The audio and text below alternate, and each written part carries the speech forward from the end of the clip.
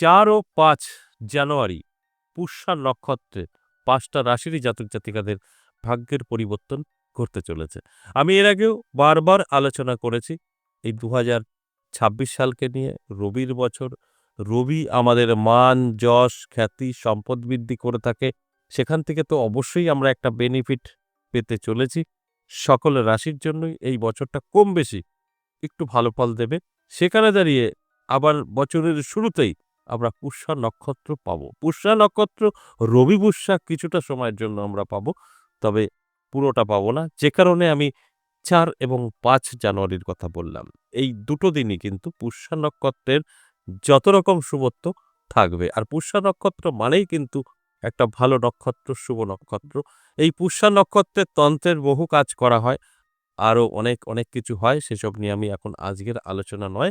আজকের আলোচনা এই পুষ্যা নক্ষত্র বদলাতে পারে ৫ রাশিরই জাতক-জাতিকাদের ভাগ্য। এই নিয়ে বিস্তারিত আমি বোঝানোর চেষ্টা করব। সঙ্গে থাকলে সবটাই জানতে পারবেন। যদি সঙ্গে থাকেন তাহলে অবশ্যই বুঝতে পারবেন এই পুষ্যা নক্ষত্র তার পাওয়ারটা কত। এই পুষ্যা নক্ষত্রে কি জীবনে পরিবর্তন আসতে পারে সবটাই কিন্তু আমি বোঝানোর চেষ্টা করব। অবশ্যই সঙ্গে থাকলে সবটাই জানতে পারবেন। আমি আলোচনা করব। তার আগে আমার সাথে কিভাবে যোগাযোগ করবেন সেই বিষয়টা একটু বলে নিই। নমস্কার, জয় মা কামাখ্যা, জয় মা তারা। যারা ভীষণভাবে বিপদে পড়েছেন, নানা জায়গায় গিয়েও আপনি সাকসেস পাননি, বহু জায়গায় গিয়ে। কিন্তু আমি বলব একবার হলেও আমার সাথে সাক্ষাৎ করুন। কিভাবে আসবেন, কোথায় সাক্ষাৎ করবেন সবটাই বলব এবং কলিং নাম্বার দেওয়া থাকবে। ওখানে কল করে আপনি বিস্তারিত জানতে পারবেন এবং আপনি যদি আসতে চান আপনাকে সম্পূর্ণ গাইড করে নেবে। কলিং নাম্বারটা দেওয়া হয়েছে ওই কারণেই। কিন্তু অনেকেই কল করে আমার রাশি কি, আমার ছেলের পড়াশোনা, আমার মেয়ে পালিয়ে গেছে, এইসব উনারা তথ্য দিতে পারবে না। আপনার হাজারো প্রশ্ন থাকতে পারে, লিখে রাখুন, আমার সামনাসামনি এসে আপনি করুন। আমি উত্তর দেব। যদি ওরা আপনার এই প্রশ্নগুলোর উত্তর দিতে পারত, ফোন তো রিসিভ করত না। ওরাও তান্ত্রিক আর অ্যাস্ট্রোলজার হয়ে যেত। তো এগুলো বুঝতে হবে। ফোন যারা রিসিভ করে তারা কখনো আপনার এসব তথ্য দিতে পারবে না। ওই নাম্বারটা রাখার উদ্দেশ্য একটাই, যারা দেখা করতে চাইছেন, পারছেন না, যোগাযোগ মাধ্যম নেই, তাদের জন্য যোগাযোগ মাধ্যম। সেই কারণেই আপনাদের নাম্বারটা দেওয়া। তার মানে এই না যে আপনার তথ্য সবই দিতে পারবে। কখনোই সম্ভব না। তাই এই ভুলগুলো করবেন না। এই ভুলগুলো করা মানে আরো আপনাদেরই ক্ষতি, আপনাদেরই সময় নষ্ট। তাই এই কাজগুলো কখনোই করতে যাবেন না।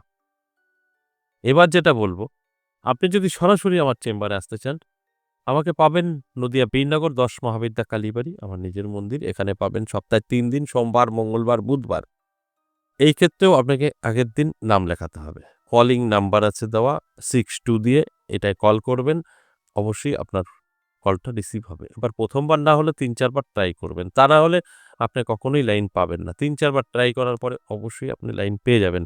কারণ সবসময় কেউ না কেউ কথা বলে, আর তখন আপনি কল করলে ওটা তো ব্যস্ত দেখাবেই। অনেক রকম অনেক কিছু বলবে। কিন্তু আপনি মাঝে মধ্যে ট্রাই করুন, যদি প্রয়োজন থাকে অবশ্যই আপনি কথা বলতে পারবেন। এবং যদি মনে হয় যে আমি বীরনগর আমার কাছে অনেকটা দূর হয়ে যায়, আসতে পারবো না, সেক্ষেত্রে কিন্তু আমাদের অনলাইনেও চালু আছে। অনলাইন চালু আছে।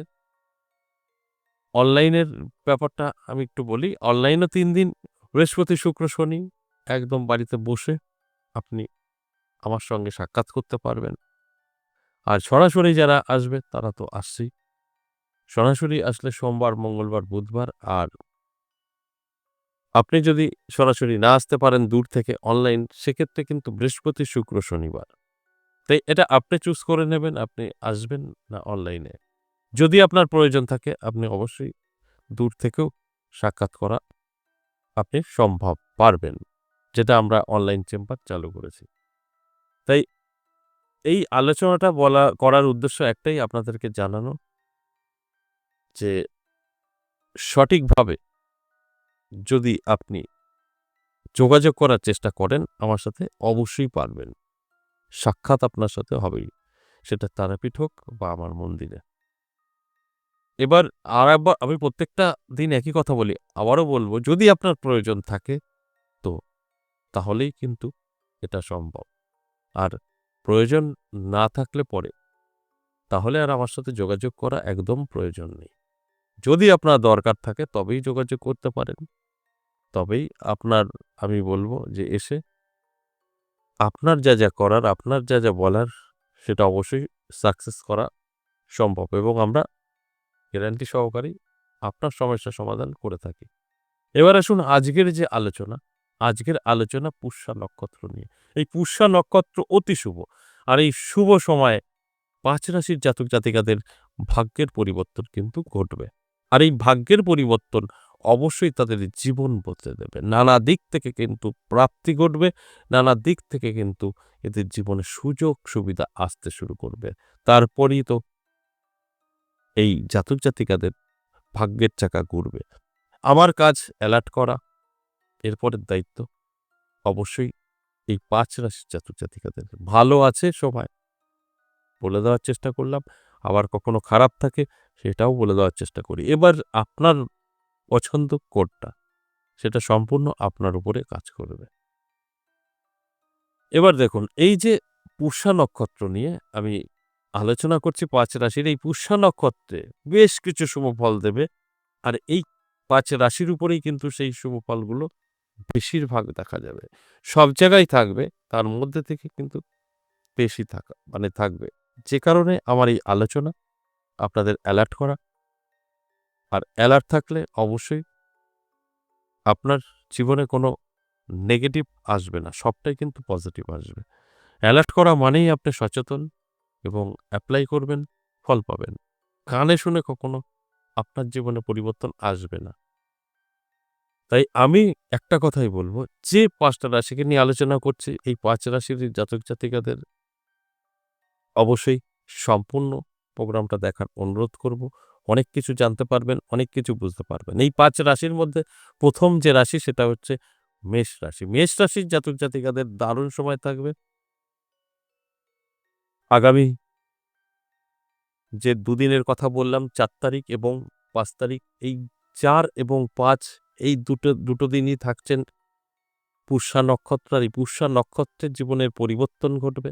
হঠাৎ প্রাপ্তি ঘটতে পারে। হঠাৎ করে কিছু অর্থ হাতে এসে ধরা দিতে পারে। নিজের স্বপ্ন পূরণ অবশ্যই হতে পারে। এর জন্য অবশ্যই চোখ কান খোলা রাখতে বলব, অ্যালার্ট থাকতে বলব। ২ নাম্বার সিংহ রাশি। সিংহ রাশির জাতক-জাতিকাদেরও কিন্তু দারুণ সময়।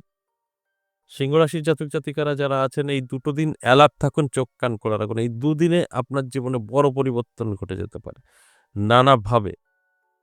যে কারণে আমি আপনাদেরকে অনুরোধ করব এই দুটো দিন বিশেষ করে অ্যালার্ট থাকুন, চোখ কান খোলা রাখুন।